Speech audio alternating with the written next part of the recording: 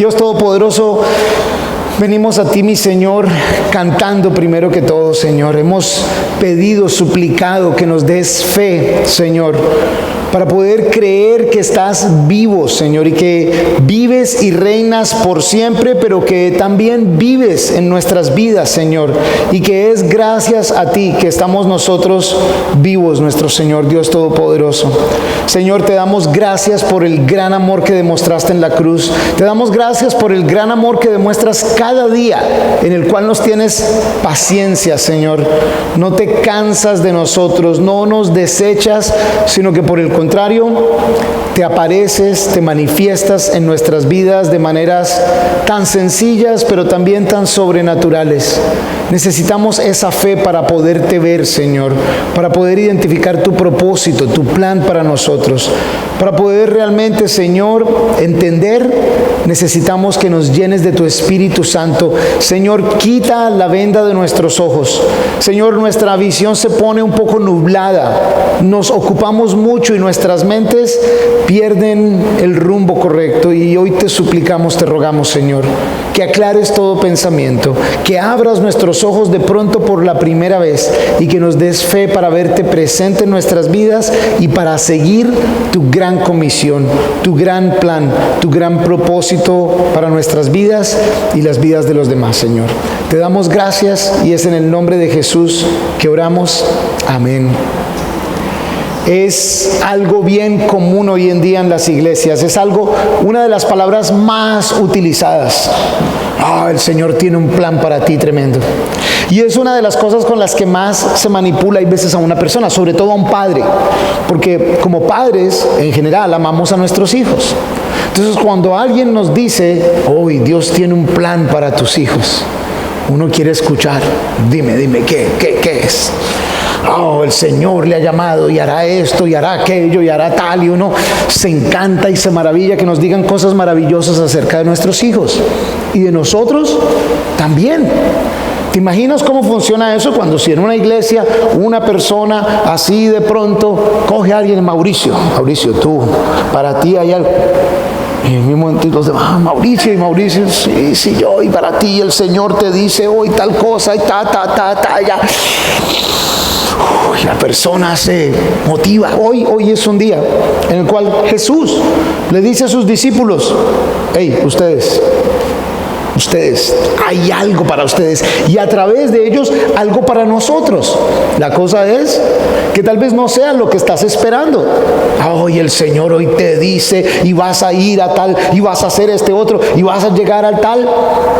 ¿Qué dice realmente Jesús? Para ponértelo en contexto, la semana pasada, por si acaso no estuviste acá, Jesús tuvo el encuentro con 2 discípulos en el camino a Emaús. Acuérdense, Jesús ya resucitado, les enseñó la palabra, les explicó. Llegó un momento en que iba a ser como que se iba y ellos les dicen, no, quédate con nosotros.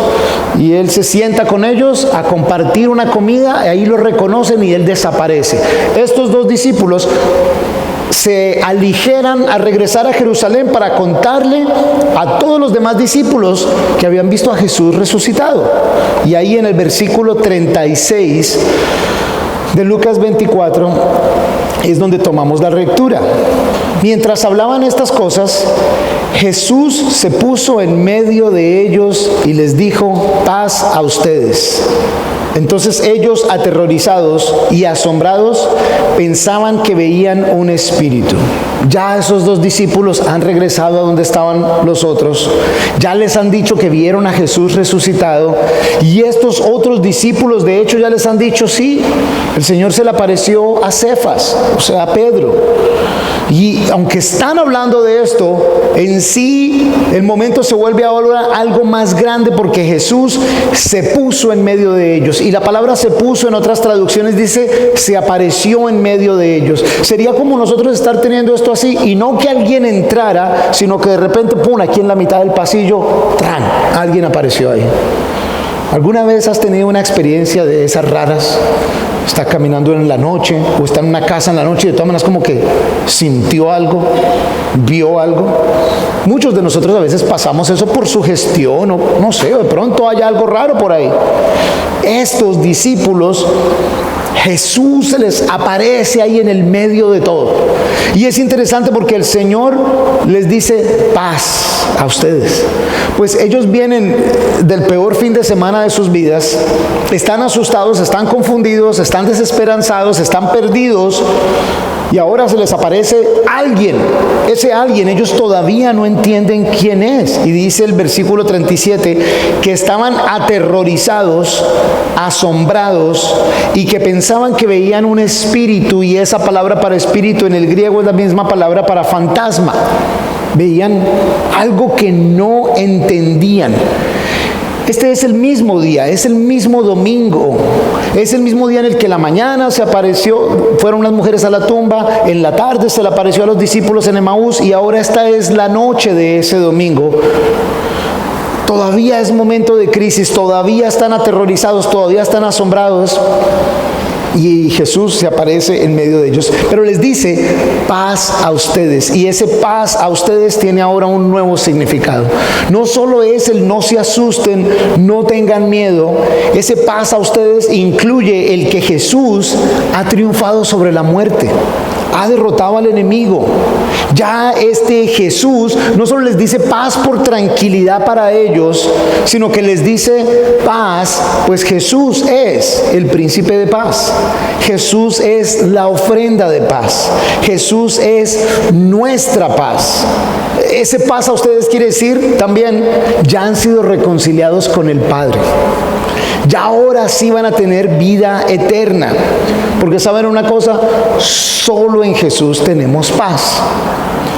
En este mundo muchos de nosotros andamos buscando por esa paz y esa tranquilidad.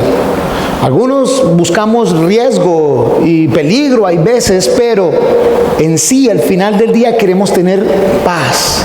Queremos tener tranquilidad. Y hay veces buscamos esa paz en bienestar económico, en una buena relación de pareja, de familia, de amigos, un sitio en donde supuestamente no haya violencia, un vecindario en el que sea seguro, que la policía, que el ejército, que las autoridades nos provean con paz. Pero todo eso y todas esas personas no alcanzan a ofrecernos la verdadera paz.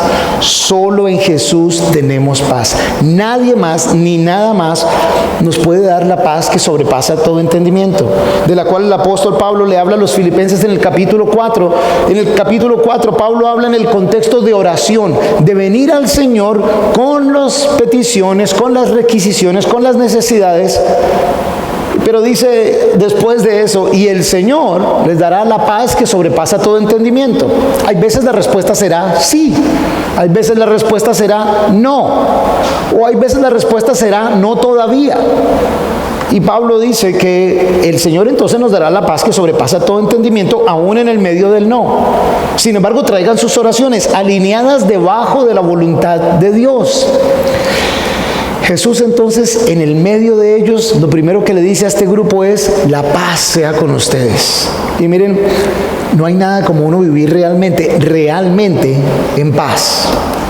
Todo el tiempo, no tener pendiente de que me vieron el teléfono, pendiente que me vieron el computador, pendiente que me llegaron a la casa, pendiente que vieron lo que estoy haciendo, pendiente de lo que estoy pensando cuando creo que nadie más está viendo. La verdadera paz la da Jesús en el corazón de nosotros, y Él allí en el medio de ellos, tanto a ellos como a nosotros, si Jesús está en nuestra vida, nos da paz. Puedes estar sin empleo desde hace mucho tiempo, pasando por tremendos problemas financieros, pasando por tremendos problemas personales, pasando por depresión. Pero si realmente Jesús está en el medio de tu vida, así como aparece en el medio de ellos, puede Él decir: la paz sea con ustedes. Y tal vez la primera reacción es la de miedo, estar aterrorizado, asombrado. Pero cuando te vas a dar cuenta en este texto y realmente te das cuenta que es el Mesías, entonces la paz que sobrepasa todo entendimiento va a llenar tu corazón. Fíjense el versículo 38. Aunque ya les dijo paz a ustedes, pero Él les dijo: ¿por qué están turbados?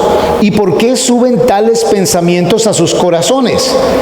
O sea, ya les había dicho, ya nos dijeron aquí que estaban aterrorizados, asombrados, pensaban que veían un fantasma. ¿Quién sabe qué más se pasaba por su cabeza que el Señor, quien puede ver lo que hay en sus mentes?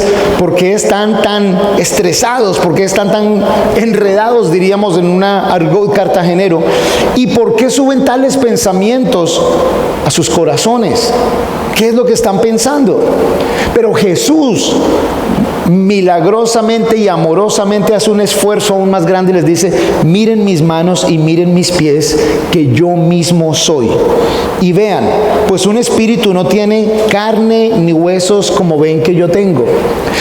Con los de Emaús fue similar. Ellos no lo habían reconocido hasta que Él partió el pan. Y muy posiblemente, la palabra no lo dice, pero muy posiblemente fue porque vieron las heridas en sus manos.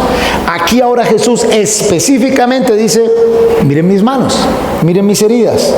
Y les dice incluso: palpen y vean, toquen, dense cuenta. Ese mostrar las heridas es maravilloso. Es Jesús en su cuerpo como humano, pero ahora ese cuerpo glorificado, porque también se les apareció en medio de todo. No entró por una puerta ni entró por una ventana. Milagrosamente se manifiesta ante ellos. Ellos saben que había estado en una tumba. Ellos saben que había sido declarado muerto. Entonces es sobrenatural. Será el Espíritu de Jesús. Jesús escoge decirles: tengo todavía las cicatrices. Y hay algo maravilloso en el mensaje, que Jesús todavía esté mostrando las cicatrices. Hay algo maravilloso en el mensaje, que Jesús, aún en eternidad, vaya a tener sus cicatrices y que nosotros podamos ver esas cicatrices. Les dije que quedaran en la primera de Pedro. Acompáñenme allá a la primera de Pedro, en el capítulo 2, para entender un poquitico por qué el de estas cicatrices. Hay, mientras que llegan allá, hay bastante especulación, varias válidas, acerca de por qué Jesús dejaría sus cicatrices allí. Algunos sugieren que es para comprobar su identidad ante los discípulos. Ustedes me vieron, ahora ven mis manos y ven la cicatriz. Algún escritor pone que es para que los ángeles del cielo se maravillen por eternidad. Y sí puede ser, es Dios mismo a quien ellos fueron creados para servir, ver que mantenga heridas en sus manos que demuestran el amor por nosotros. De seguro los ángeles se maravillan de esto, y hay un versículo en el cual podemos entender también como un adorno de honor, dice otro escritor, por el gran trabajo realizado por Jesús por amor por toda la humanidad.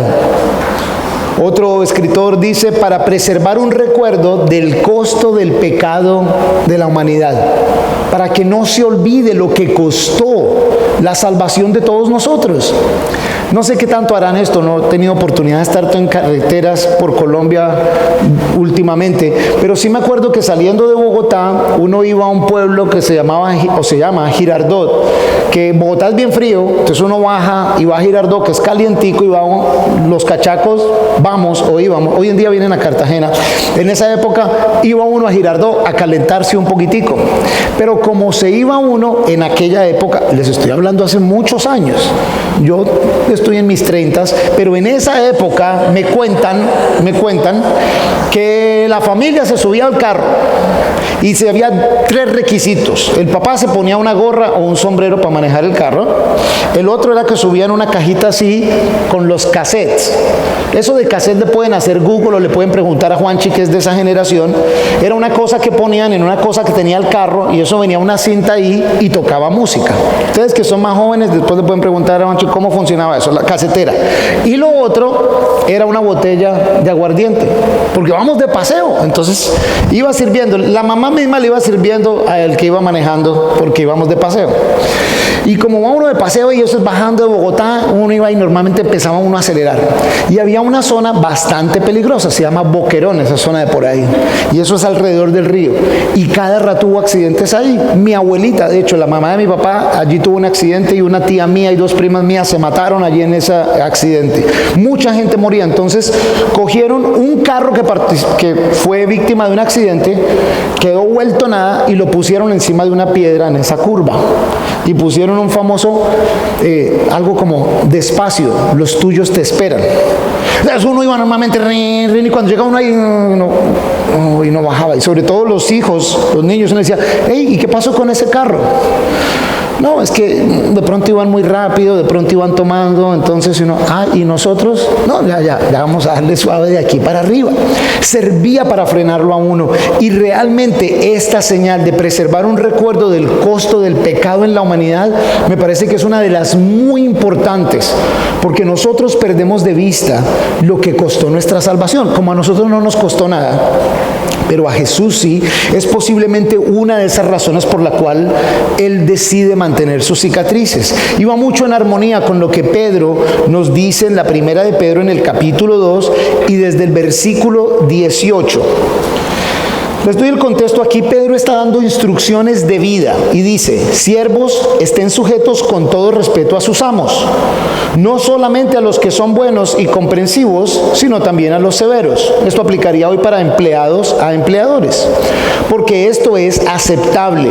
2 puntos: que alguien soporte la aflicción y padezca injustamente por tener conciencia de Dios. Porque ¿qué de notable hay si cuando cometen pecado y son abofeteados lo soportan? Pero si lo soportan cuando hacen el bien y son afligidos, esto sí es aceptable delante de Dios. En el contexto y el mensaje, hay veces pasamos situaciones difíciles por culpa de nosotros. Y Pedro está diciendo, si es por culpa de ustedes, no piensen que es una bendición. Pero hay veces en donde seremos víctimas de un maltrato. Y si es injusto y lo soportan, aún haciendo el bien, esto es aceptable delante de Dios. Y es un mensaje maravilloso porque le está diciendo a la iglesia, el contexto de Pedro es escribiendo a la iglesia, a los creyentes, a nosotros, hoy en día también. Y hay veces en esta vida injusticias serán hechas con nosotros. Y de pronto algunas por nuestra fe, otras que ni entendemos por qué están pasando. Y Pedro está diciéndoles, si lo llevan con buena actitud, buscando honrar al Señor, esto es aceptable a Dios. El mensaje aquel de que como el Señor me bendice y todo me va bien, no iría en armonía con esto.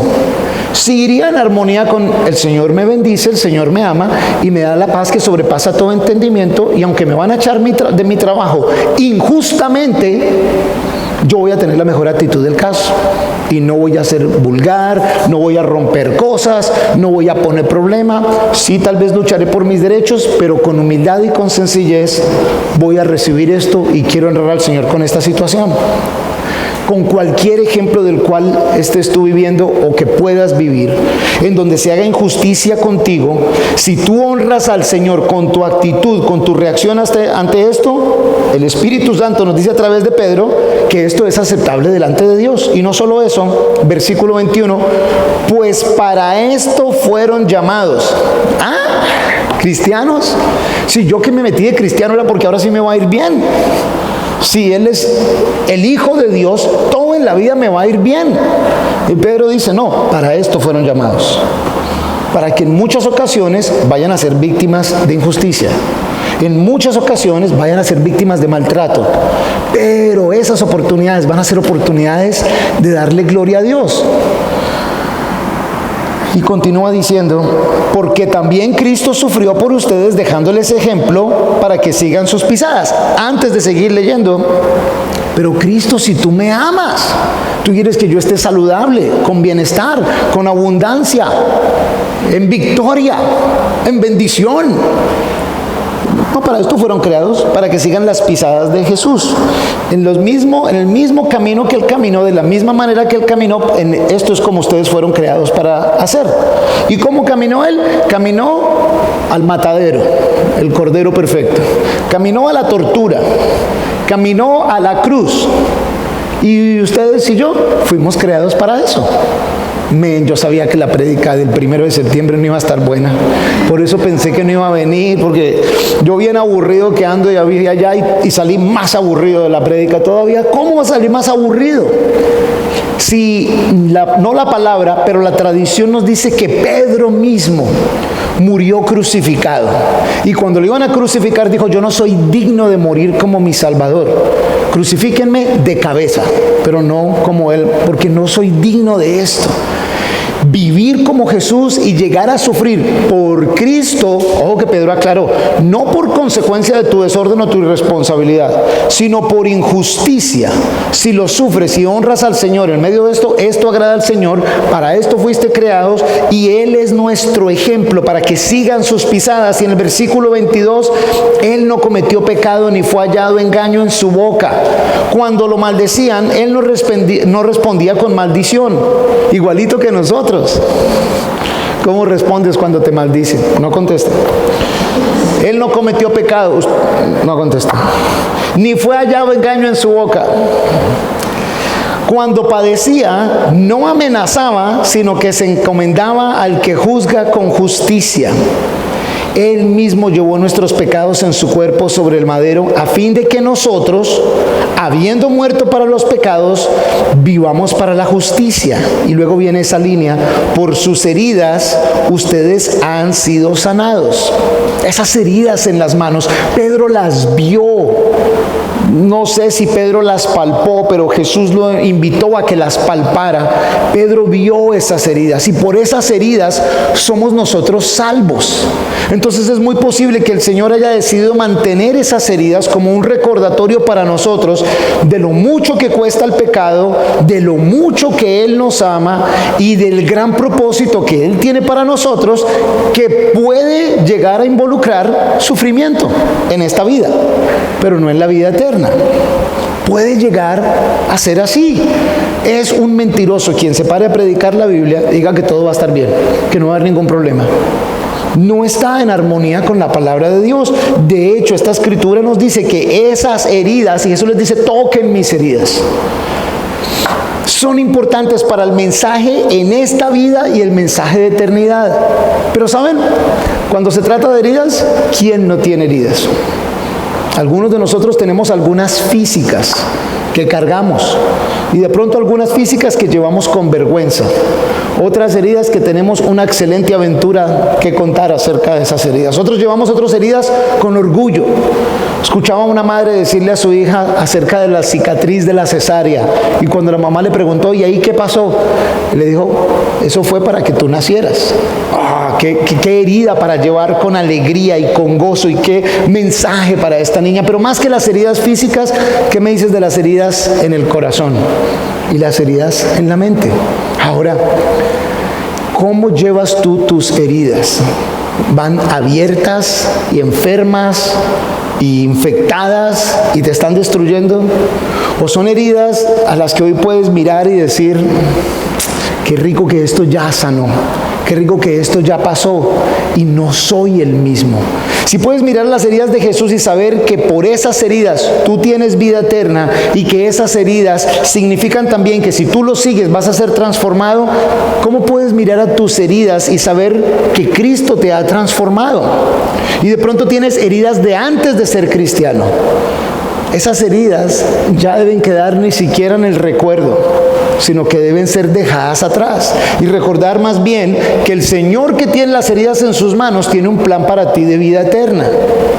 Y es posible que se te hagan heridas hoy, actualmente, en esta temporada, pero que ninguna de esas heridas va a ir contigo a eternidad.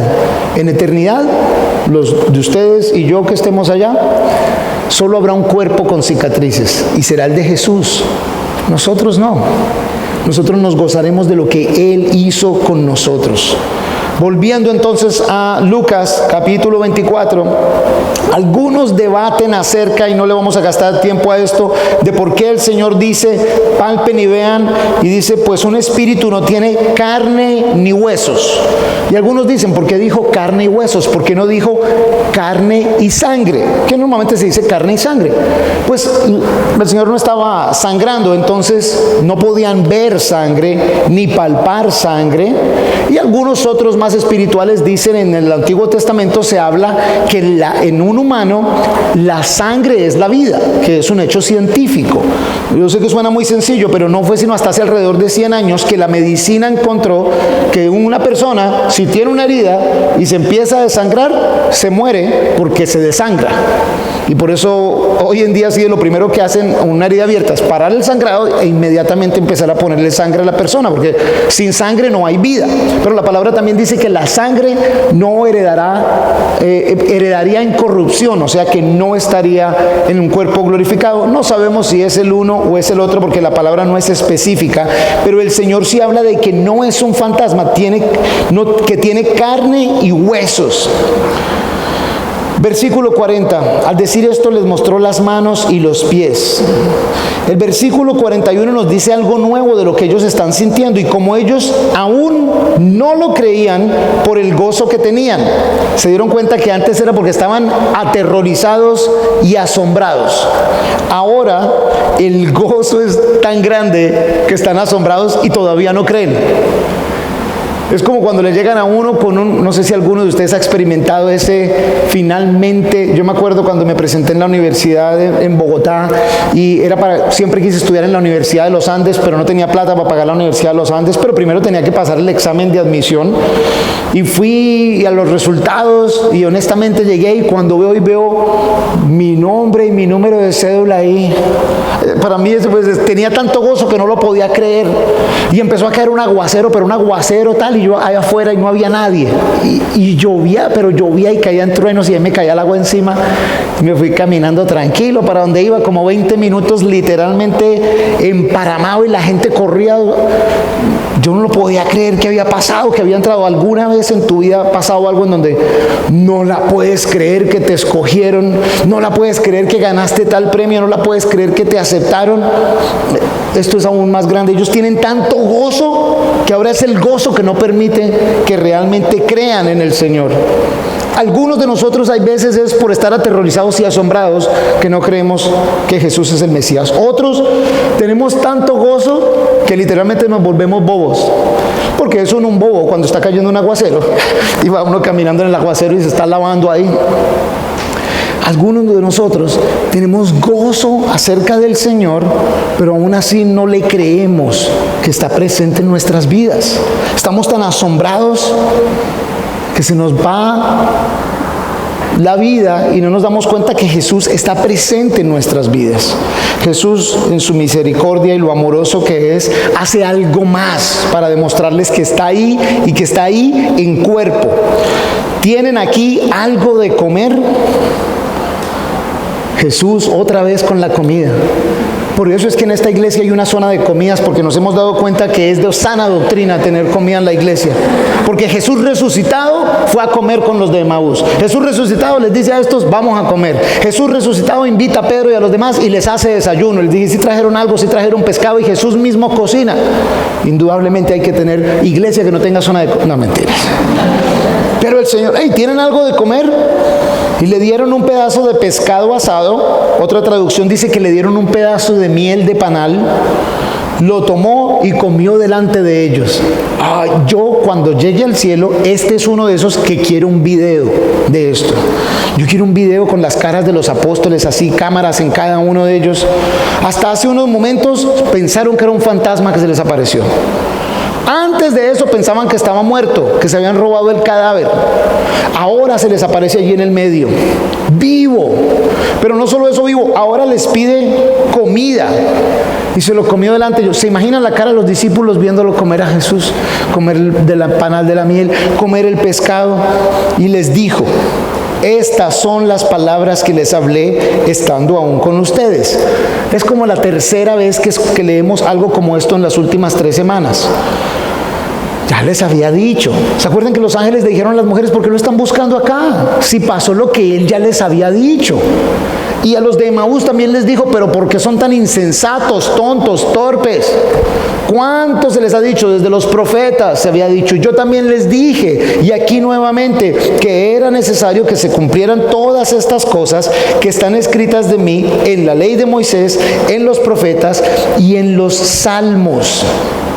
Ya había necesidad de que todo esto pasara. vuelve y les enseña a ellos esto que está pasando aquí. Ese versículo 44 me encanta porque nos dice la importancia de enseñar la palabra, que es tan evidente. El Señor resucitado ha estado predicando la palabra, pareciera más que antes. Y ha estado explicando todo esto sobrenatural que está pasando en la vida de ellos con la palabra. Con la palabra vuelve y explica, y por eso es tan importante y debe ser esencia de ustedes como iglesia, de nosotros como iglesia, el estar escudriñando la palabra, realmente leyendo la palabra. Les he estado repitiendo las últimas 2 semanas y esto, el testimonio de la iglesia no era la tumba vacía ni los milagros que hizo Jesús antes. El testimonio era el de la acusación, condenación, crucifixión, sepultura y resurrección de Jesús. Ese era y es el que Jesús hace, y es el mismo que debemos seguir teniendo hoy. Pablo le dice a los corintios, porque no nos predicamos a nosotros mismos, predicamos a Jesucristo crucificado, y a mí me encanta adherirle, y a Él resucitado. Ese debe ser el mensaje. No es promocionarnos nosotros, ni yo ni ninguno de ustedes cuando hablamos con otra persona, no promocionar a nosotros, sino promocionar a Cristo Jesús. Ese debe ser el mensaje que la iglesia debe ser, el mensaje que las iglesias empezaron a dar en ese momento. Fíjense el versículo 45. Entonces les abrió el entendimiento para que comprendieran las Escrituras. La traducción al lenguaje actual dice, entonces les explicó las Escrituras de manera que las entendieran. No sé ustedes, no sé cuánto tiempo llevas viniendo aquí a la iglesia, o no sé si te pasó en otro lado, pero cuántas veces uno de pronto viene a un estudio bíblico y ve uno de estos estudios y uno ya había leído esa escritura antes y uno, hey, yo no me había dado cuenta que ahí decía eso. Y hay veces gente me dice, hey, ¿de dónde te sacas vos esa información? ¿Qué página de internet es? No, la página es la página de la Biblia. Ahí está, si la miras con detalle, si pedís al Señor que te dé discernimiento, que el Espíritu Santo te muestre y diligentemente la estudias, ahí está en la palabra. Y uno vuelve y dice, wow, yo no me había dado cuenta de esto. No sé si les pasa, a mí me pasa cada rato que estoy estudiando la palabra. Pero yo, ¿cómo si yo ya he leído esto? ¿Cuántas veces yo no había visto? Wow, y tomo nota. Tremendo esto aquí. Luego de una sola palabrita sale otro estudio. Ese es lo que Jesús está haciendo. A ver, les explico. Y la palabra que se utilizó en el griego la semana pasada con los de Emaús era una palabra que hablaba y decía que era textualmente, como escudriñando. Y me encanta, Pablo, en la primera de Corintios, en el capítulo 15, en esa sección está hablando y dice que pasan por donde los de Berea. Y donde los de Berea, si es en el capítulo 15, bueno, si no luego lo buscan. La iglesia en Berea, no, eso es en Hechos, perdón. Y dice, hey, los de Berea eran mejores que los de Tesalónica, porque los de Berea sí escudriñaban la palabra y se fijaban bien a ver si lo que les predicaban era cierto o no. Ese es el sueño para un predicador como yo, que la gente escudriñe y que la gente aquí tome nota y luego salga para la casa a mirar y a darle. Y no saben lo que me maravilla y la felicidad cuando alguien el mismo día, más tarde o después me dice, oye, vení acá, tú dijiste el fin de semana, ¿qué tal esto de aquí, esta información y esto? Ay, a mí me encanta. A mí no es el, hey, ¿cómo me vas a cuestionar si yo soy el ungido? Cuento de ungido, el Señor usa cualquiera de nosotros. Al contrario, aprendamos juntos. Los de Berea sí lo hacían. Y entonces por eso eran considerados que tenían una mejor manera de ver la palabra. El Señor les abrió el entendimiento para que comprendieran las Escrituras. Versículo 46, y les dijo, así está escrito, y así fue necesario que el Cristo padeciera y resucitara de los muertos al tercer día, y que en su nombre se predicara el arrepentimiento para la remisión de pecados en todas las naciones, comenzando desde Jerusalén, y ustedes son testigos de estas cosas. Oh, aquí el Señor ya va a empezar con algo en donde la iglesia va a tomar un lugar protagónico. El Señor vuelve y predica el mensaje de salvación, pero ahora les dice a ellos que entonces ese evangelio, esas buenas noticias se predicarán para arrepentimiento, para remisión de pecados en todas las naciones, comenzando desde Jerusalén. Y ustedes son testigos, y utiliza la palabra en griego mártir. ¿Qué quiere decir? Alguien que da testimonio de algo y está dispuesto a morir para confirmar que eso es así. Ese no es a mí me parece, me han dicho, creo que, me da la impresión y puede ser que. No, este es así es. Y lo sé y estoy dispuesto a morir para comprobar que esto es la verdad.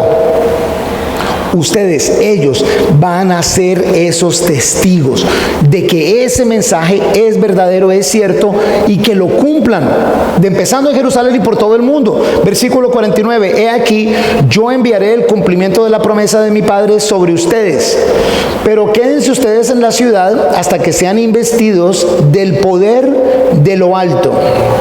El Señor entonces les enseñó las Escrituras, les mostró la importancia de que compartieran ese mensaje.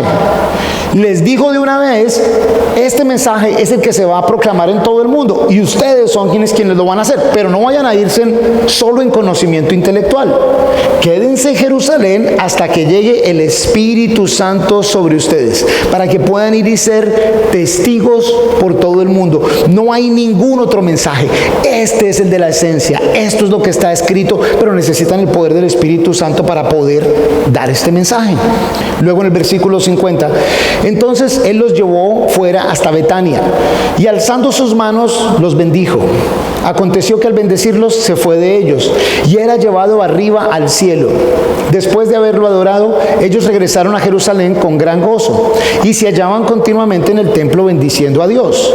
Ojo, porque se los dije hace 3 semanas, si estás estudiando solo Lucas, pareciera que Jesús resucitó y subió al cielo el mismo día, en la mañana temprano, luego en la tarde con los de Emaús, luego en la noche tuvo este encuentro con ellos y entonces subió. Pero la palabra nos dice que Jesús hizo ministerio ¿por cuántos días después de haber resucitado?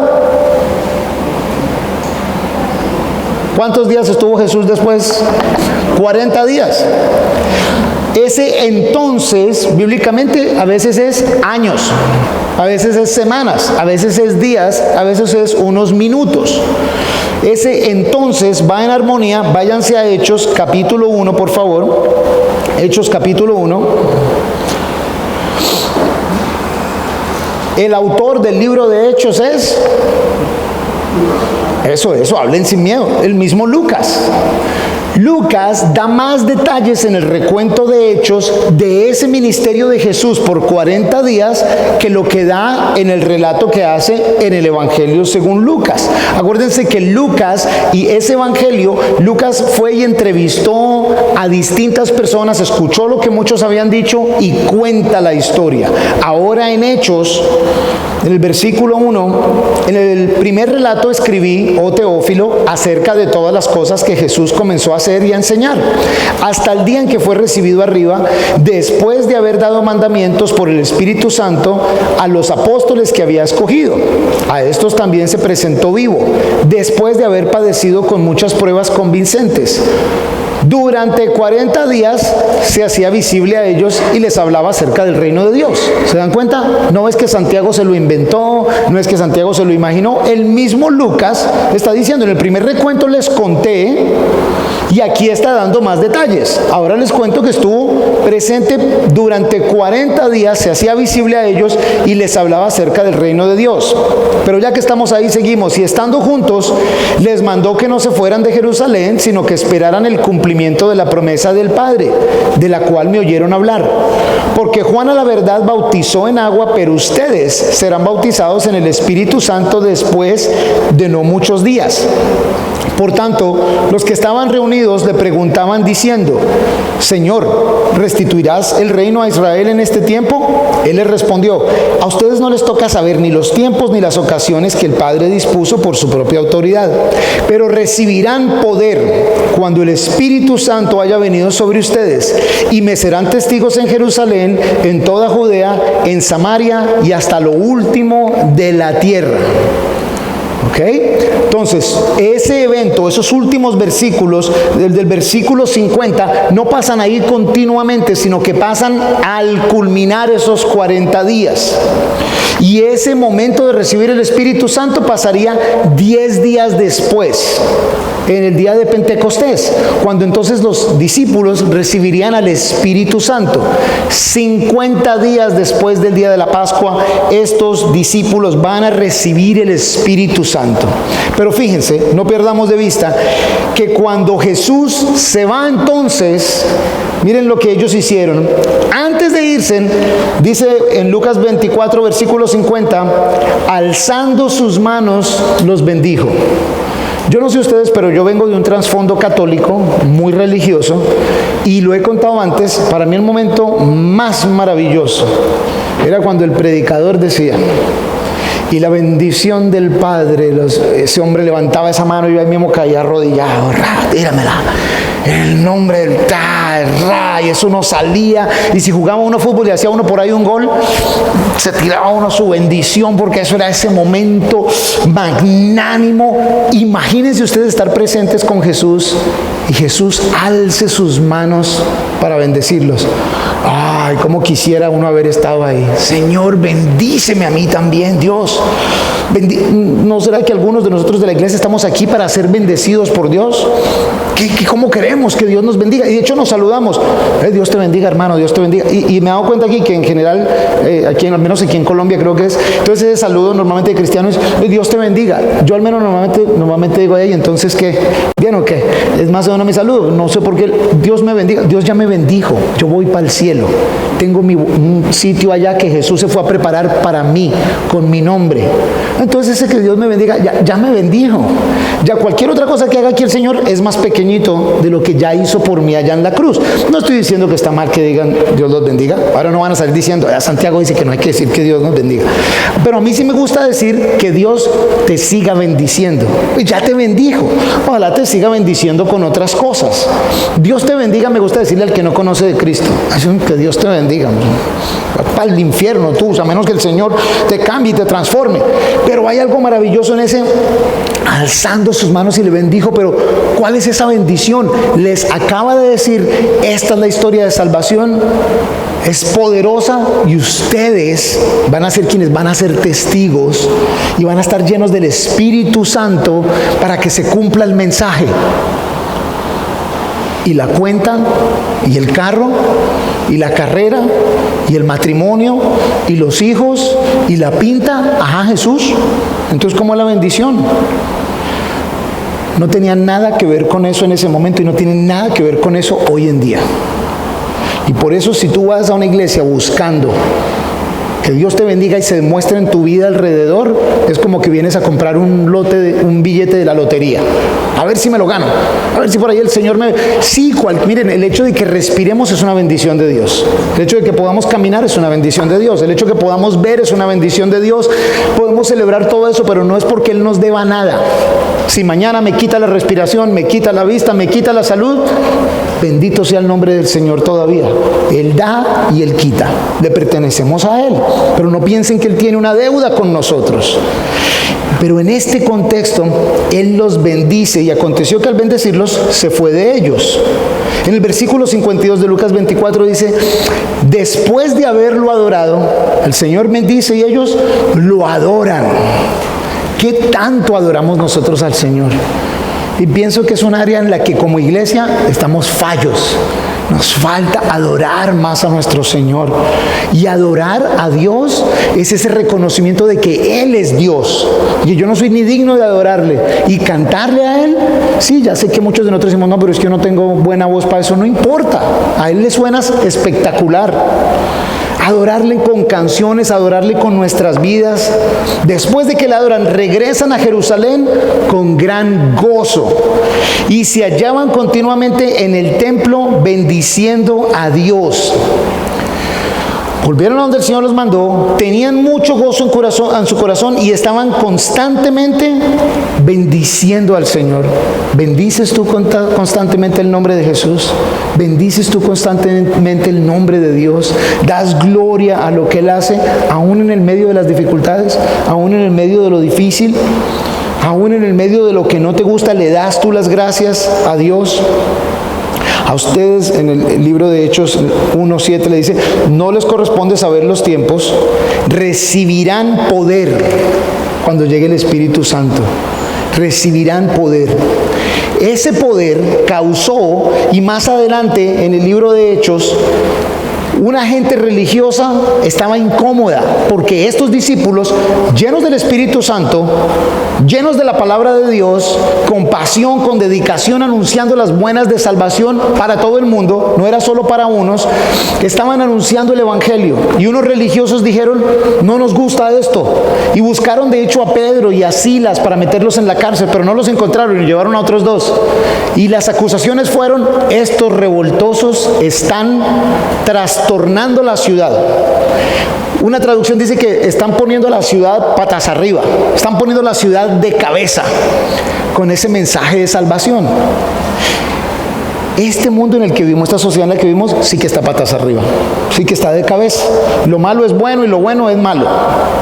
Y sí que hay necesidad de seguidores de Jesús que con la palabra de Dios, el poder del Espíritu Santo y el amor de Jesús, seamos testigos a todas partes. La Biblia nos dice que Jesús mismo dijo, con el Espíritu Santo ustedes podrán hacer cosas más grandes que las que yo hice. Caminar en el agua, Jesús.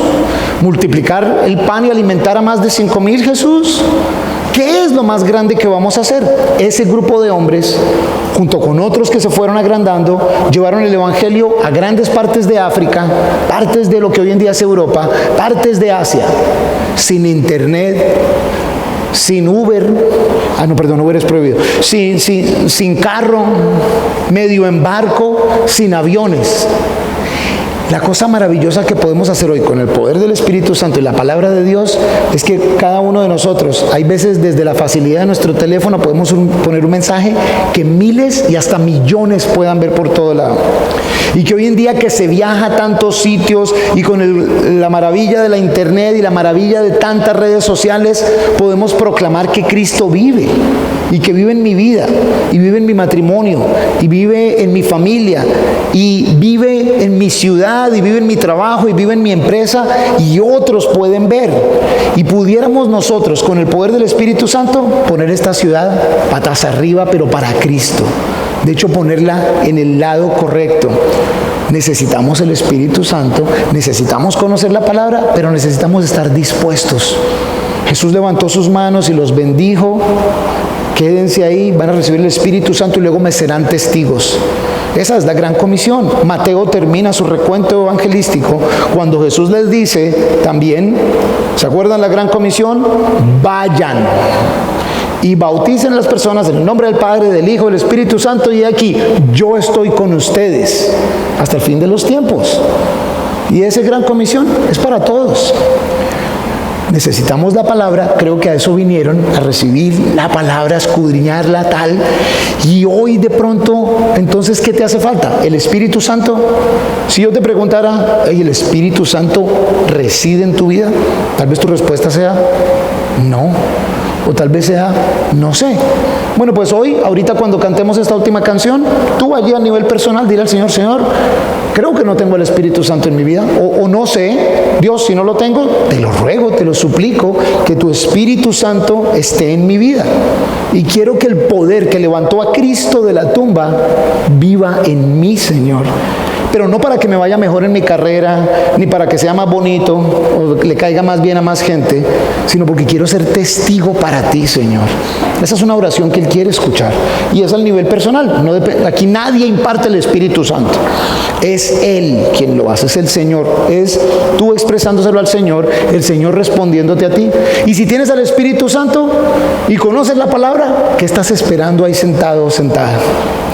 Las bancas de la iglesia deben quedar desocupadas porque la iglesia sale a suceder por el resto del día en esta ciudad. Y para que suceda durante toda la semana. El miércoles venimos a recargarnos. El domingo venimos a recargarnos. Pero la iglesia debe pasar todos los días allá afuera. Tal vez hasta ahora hemos estado viviendo en mediocridad. Pero el Señor es un Dios que hace cosas maravillosas. El Señor derrumbó los muros para que la nación de Israel pudiera obtener la victoria. El Señor abrió los mares para que Israel cruzara y el enemigo fuera ahogado. Y si lo ha hecho antes, lo puede hacer otra vez con todos nosotros y hacer algo maravilloso en nuestras vidas, en las vidas de las personas de esta ciudad que si necesitan algo necesitan a Cristo, pero el verdadero mensaje de Cristo, no religión, no una iglesia, necesitan el amor y el poder de Cristo en sus vidas para ustedes pasarlos a los demás. Entonces vamos a orar y cantamos esa última canción sabiendo que el Señor, que ya lo hizo, lo puede hacer otra vez y que sabemos que Él mueve montañas, que Él es el que hace los milagros y que de seguro Él quiere hacer un milagro en nuestra vida y con nuestra vida, en la vida de alguien más. Padre, te damos gracias, Señor. Exaltamos tu santo nombre, te adoramos, Jesús, nuestro Salvador, el Mesías, nombre que no somos dignos siquiera de mencionar, de pronunciar. Jesús, gracias por tu amor infinito. Gracias por esas heridas en tus manos y en tus pies, en tu costado. Jesús, gracias porque esas heridas nos recuerdan cuánto costó la salvación de cada uno de nosotros. Señor, gracias porque con tu palabra nos instruyes, nos equipas, nos exhortas, nos diriges, Señor, y te suplico, te ruego, Señor, que esa hambre, esa pasión por esa palabra sea la más grande emoción, sensación y necesidad de nuestras vidas, buscándote de todo corazón. Señor, hoy especialmente te pido por una unción de tu Espíritu Santo sobre cada uno de nosotros, mi Señor. No para llamar la atención, no para sentirnos más que nadie, no para ver milagros que beneficien nuestras vidas, sino para ver el milagro de tu amor presente en nuestras vidas, transformándonos. Señor, queremos ser tus testigos en esta ciudad, en nuestras familias, por todo este país y a todo sitio que nos lleves, Señor. Queremos que lo que la gente vea es ver tu amor y tu redención en nuestras vidas. Necesitamos tu palabra, necesitamos tu Espíritu Santo, necesitamos que estés en el medio de nosotros. Lo hiciste con esos discípulos, pescadores buenos para nada. Lo puedes hacer con nosotros, que nos creemos mucho y somos peores de buenos para nada que ellos. Así como lo hiciste con ellos, hoy te pedimos, Señor, hazlo de nuevo con nosotros. Queremos ver tus manos levantadas, bendiciéndonos y encomendándonos la gran comisión. Dirígenos, Señor, para poderte glorificar, te lo pedimos, y que empiece un fuego realmente en nuestras vidas y en esta ciudad. Te pedimos esto, Señor, en el nombre de Jesús. Amén. Vamos a ponernos de pie y cantemos al Señor esto con corazón.